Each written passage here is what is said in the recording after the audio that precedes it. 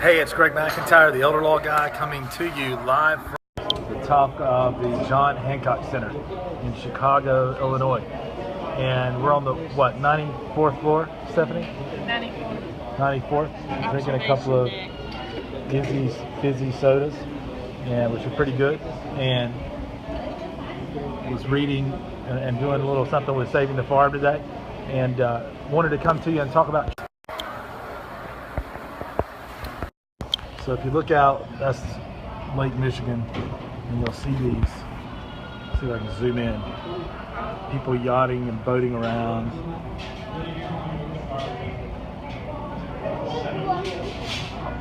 Out having a good time.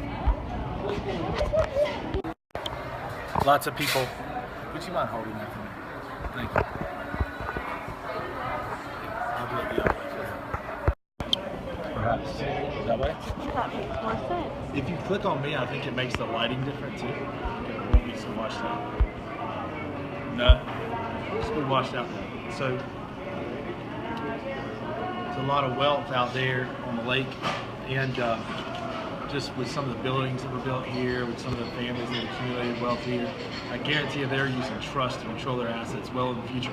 I know the Kennedys have built some buildings here and own some buildings here. They're a great example of a family that uses trust on a regular basis to take care of their wealth and their families well into the future. You could do that even on a small scale. The main difference in leaving things by will or say setting them up with a trust is one, a will has everything go through probate, which means it subjects them to liens, things of that nature. Trust would avoid that in the entire probate process. Another thing is trust or allow you what my law professor used to call dead hand control from the grave, which I picture a hand sticking up with a remote control in it, kind of controlling everything well into the future in perpetuity. You can set up trusts that provide for your grandchildren to go to college, that distribute part of their money after they've gone to college, say at 25, the rest at 30 once they've reached some more maturity, and then maybe a little more, or maybe the final disbursement at 35, and so on and so forth. You can donate to charities over time. You can set up a charity or a charitable trust to help fund the library. You can do a number of things with it. And I wanted to just talk about trust made simple very quickly today, and trust simply explained. Trust me. What's a trust? A trust is no different than this glass right here, or a bucket, or a vault, holding the ice within, or holding your assets, and telling them exactly how to be distributed.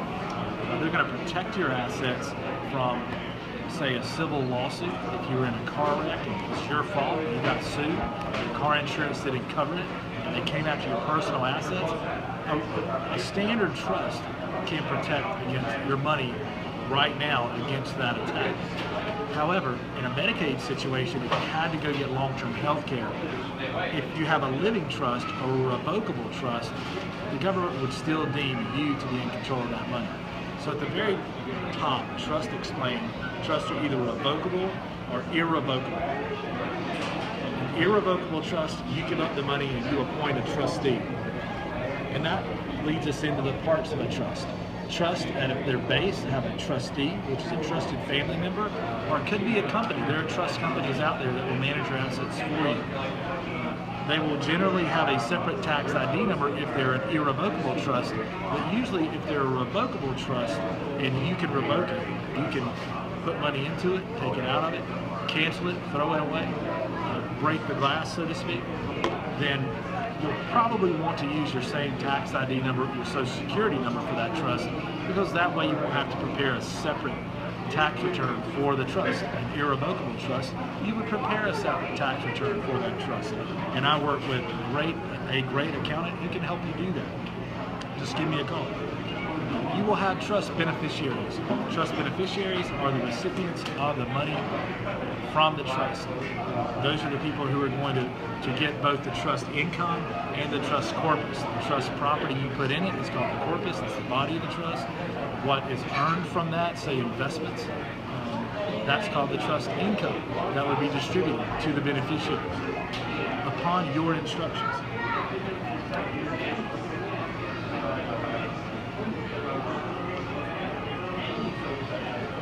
So back to irrevocable and revocable, an important point that I want to convey. I meet with family members all the time who say, I've got a trust, we're ready to file for Medicaid to come in and take care of husband and wife. My spouse is protected. If you have a family trust, it's generally called a family trust or a revocable trust, it is not protected against that Medicaid loan situation or that long-term care situation. That's why long-term care insurance and legal planning becomes extremely important.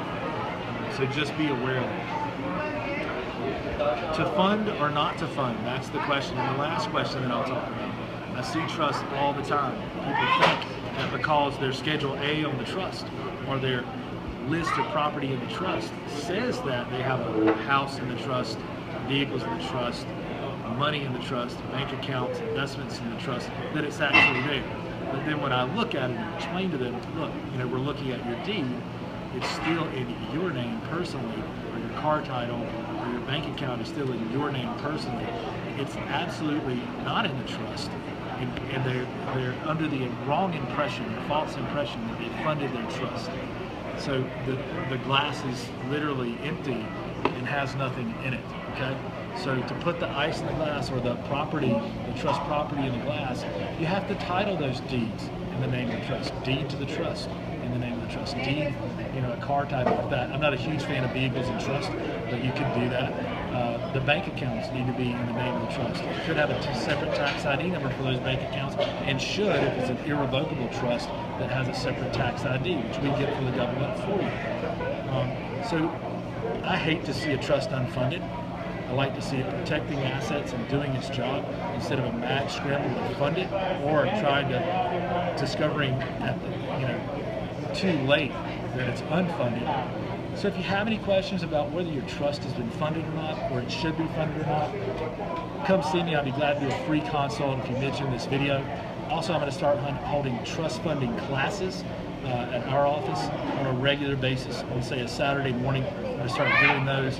We'll probably start those up in the month of September and do some trust funding classes and talk about the nuts and bolts of trust funding. You can bring your trust or talk, if you're just interested, you can come check that out. We'll put that out on our e-newsletter. You can go to our website, mcelderlaw.com, and sign up for our e-newsletter, or follow us on Twitter @LawyerGreg.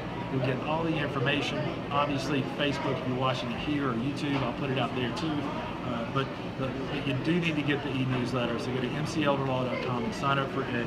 And if you do that, I'll offer the trust funding classes for free for you. So this has been Lawyer Greg coming to you, and the Elder Law Guy coming to you from the top floor of the Hancock Center, or one of the top floors, the 94th floor, which is amazing. Amazing views of Lake Michigan. 1/5 of the world's fresh drinking water lies in the Great Lakes, which is absolutely unreal. And Ocean Drive, or Lakeshore Drive right there, has 26 miles of free coastline for residents. 26 miles. Absolutely unreal. This city is unreal. Hey Steph, what did you think unreal about what you've learned from Chicago? Or what's interesting that you've learned about Chicago on this trip? How quickly it was built. How quickly was it built? How quickly the population exploded. Tell us about that. How quickly was it built, and how quickly did the population explode? I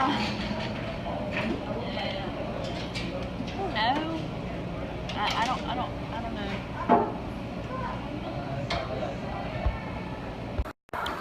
She does know. She's just shy. So I don't know the number. I want to say in 1833 it had 150 people. 150 people. And that's when they had a fort that was on the corner of the Chicago River coming in, and which is right now Wacker Drive and Michigan Avenue, not far from here. It had 150 people. The town was incorporated in 1833, and then I want to say it had 100,000 by when? I don't remember. 30 years later, I think it had like 100,000. I want to say it had 1 million people by 1890, which is unreal, an explosion. And they had a mass amount of immigration to Chicago, also from all over the world and the United States.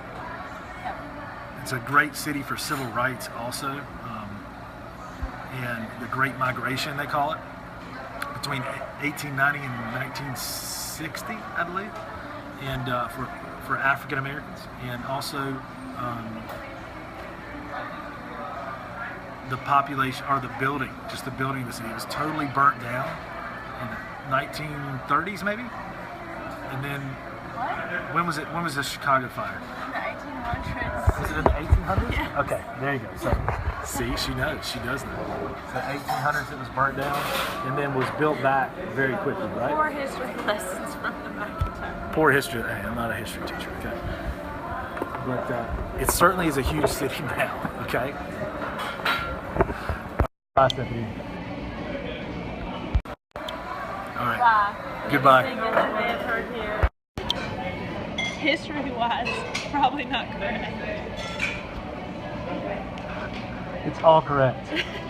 We just. This is. We're gonna fact check the history part and get back to you. How do I cut this off?